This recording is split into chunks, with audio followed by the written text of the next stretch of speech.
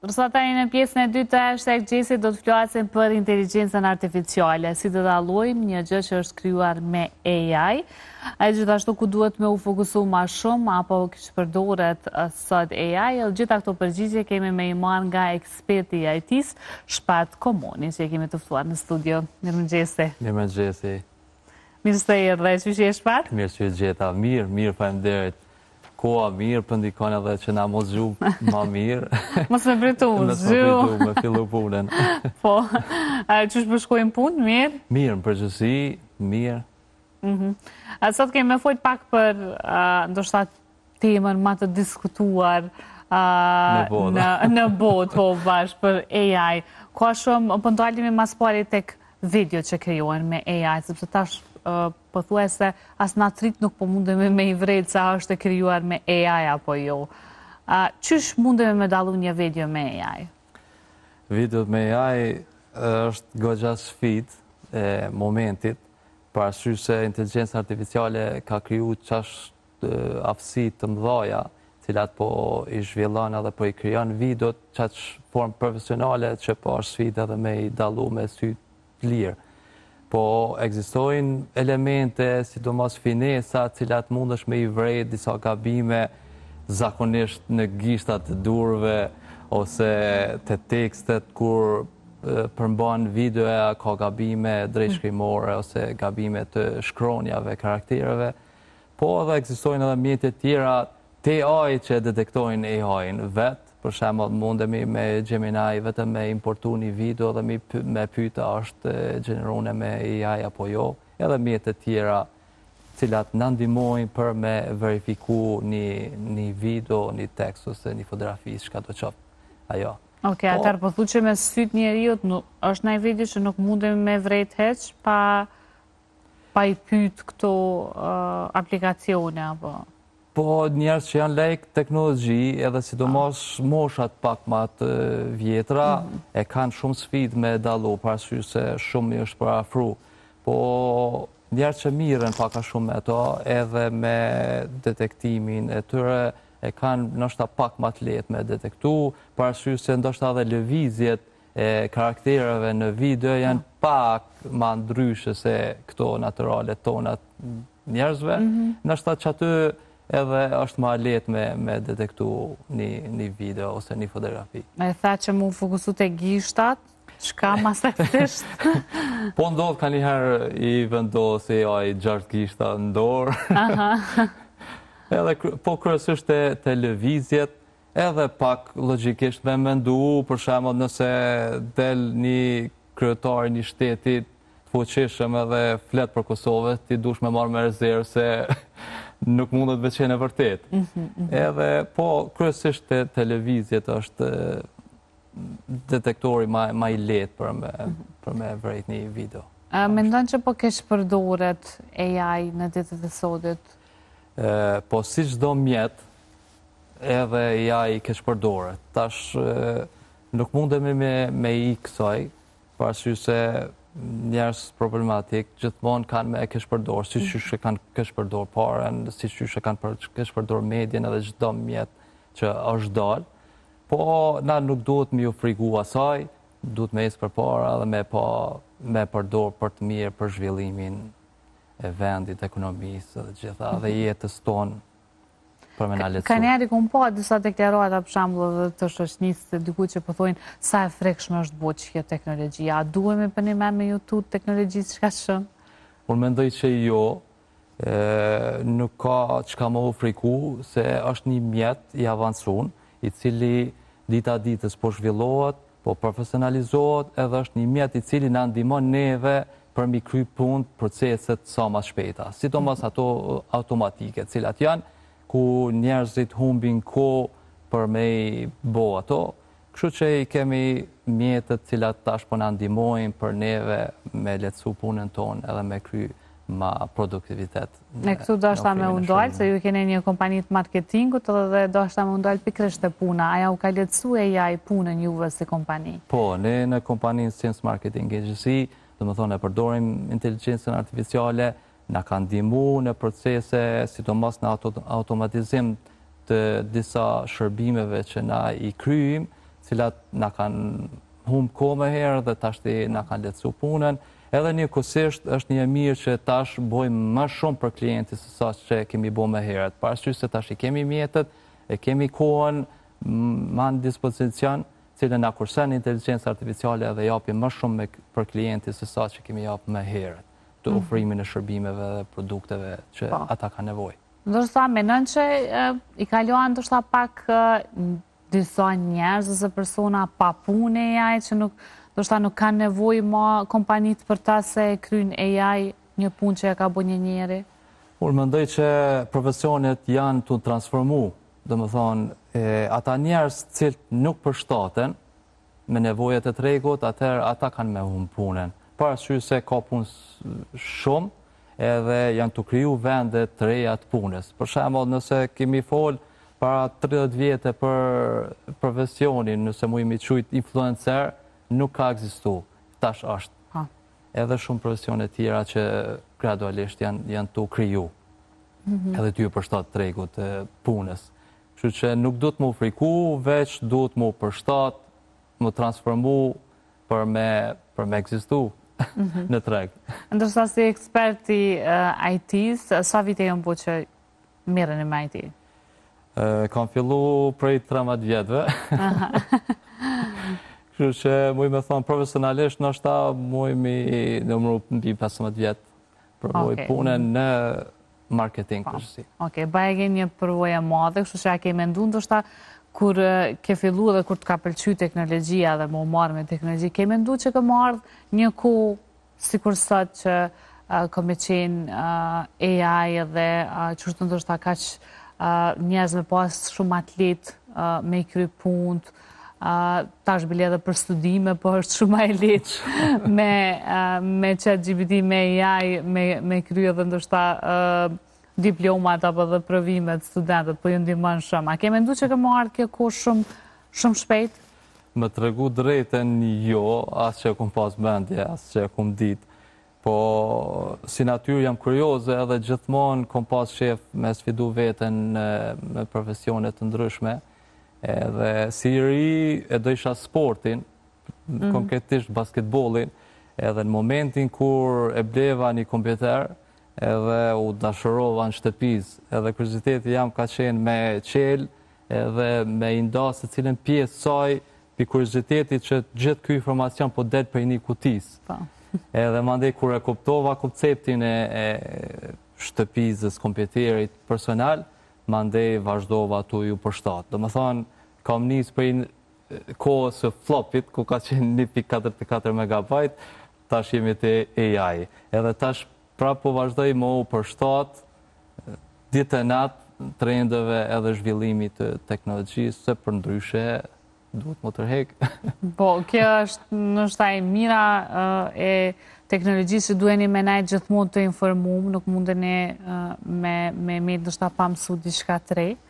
Qashto, nëse ndjek hapin, atër kime mbjet mrapa. Do të më thonë, është një sfidë që nështë vesh na dhe mjek të kanë. Ju po më duke të njëtë në shkollë me kry.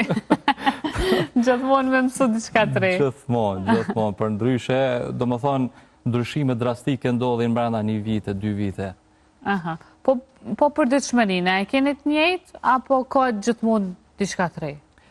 Për ditëshmëria nuk është të njëjtë, do më thonë, inteligjenca artificiale ka qatë shumë rritje eksponenciale, cilat ka muj me thonë, me mija tutsa, vegla të reja që po dalin, edhe njerës po kryojnë edhe po zhvillojnë mjete të reja cilat ti po dush me ndjek edhe me i përcjell edhe me u përshtat atënve.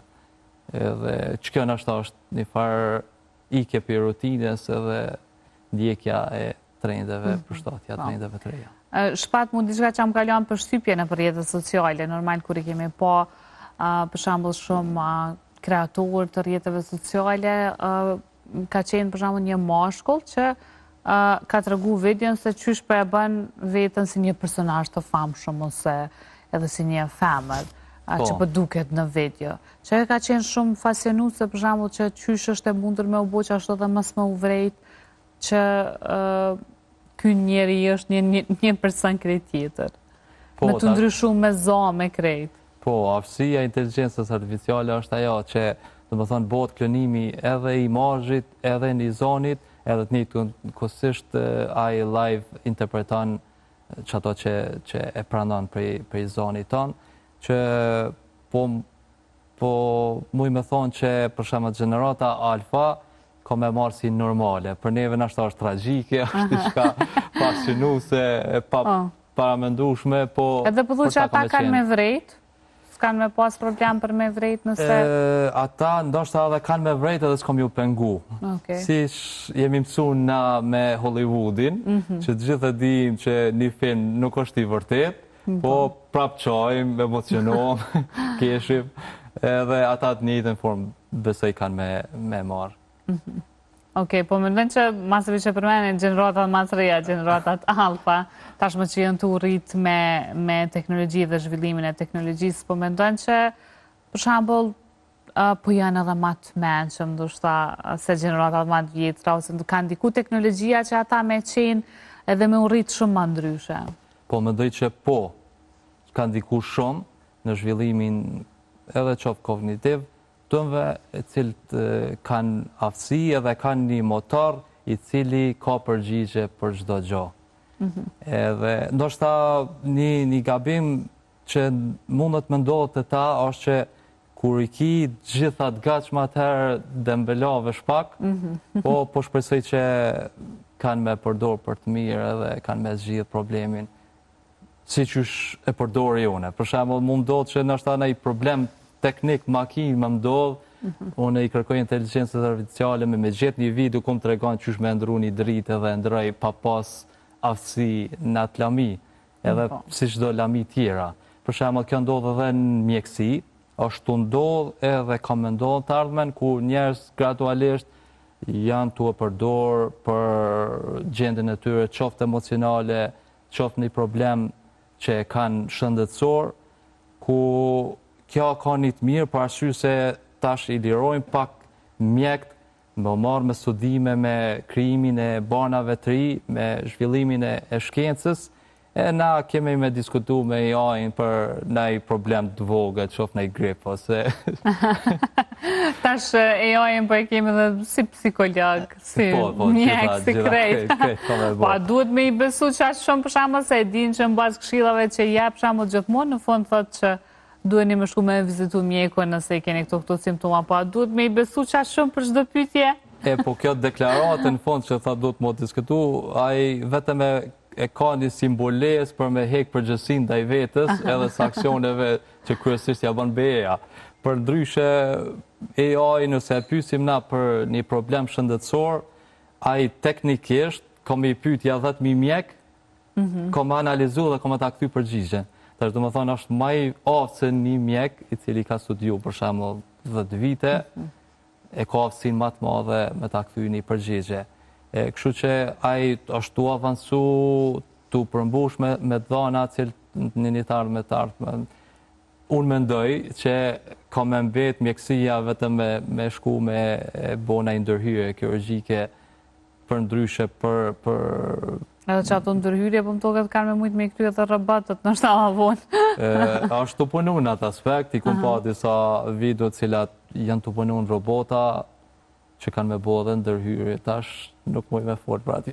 Po, ajo nuk o bo halja, kështu që vish nga ka metë me posa, ku me mujtë në shta me u kryqe e proces nga një robot.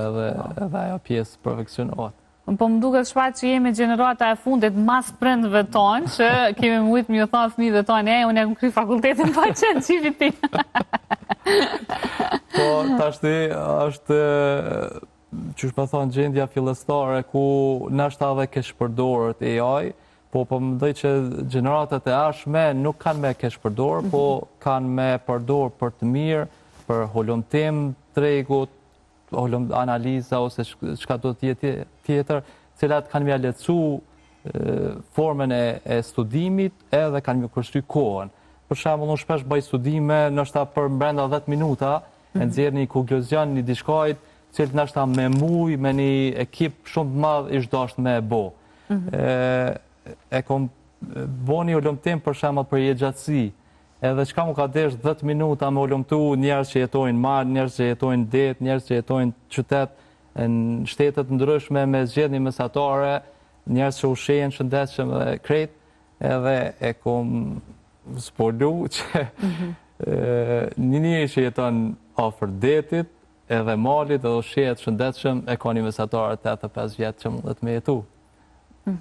Okej. Në këtë formë, nështë edhe në të ardhmen studentat, zonësat, kanë me përdor për ullumtime tilla, cilat kanë me i përdor edhe për studimet e të në vend. Po, që ka me qenë qasja shumë ma e letë. Nëse nuk ndryshon forma, cilën flitet që të ardhmen ka me pas tutor personal, që e ha kompjuterin edhe diskuton me ta, pa pas nevojë me shku në universitet. Wow, atëre për fund, do shta vishte të vlerësojmë dhe të përmendim se qyshe sheni ju botët, hajde që pas 10 viteve, qysh menon që ka me qenë teknologjia dhe bota? Thjesht u përdor ma shumë. Tash për momentin, si pas statistikave, diku bizneset në nivel global, janë të përdor 88%. Do me thonë, bas 10 vjetë ka me qenë 100%.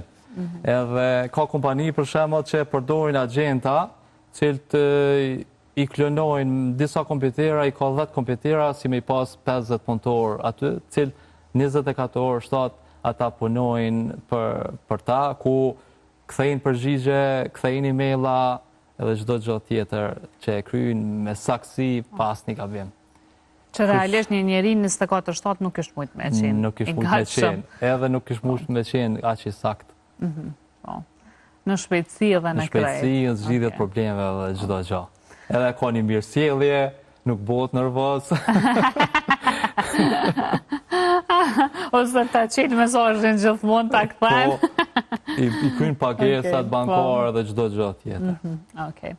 Atëherë, ndoshta pyetja e krejtëve që kanë thënë sa duhemi me ju friksu teknologjisë apo ju, po bjen që ju.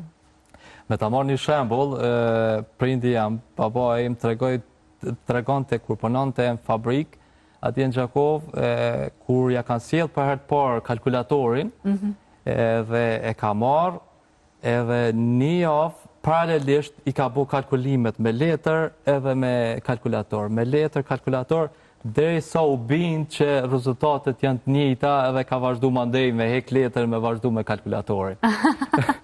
Po mendoj që edhe na jemi në qëtë pas të jajt, ku jemi tu e testu, po në një të ardhme të afert kemi me i besu, kemi e pa që është i saktë.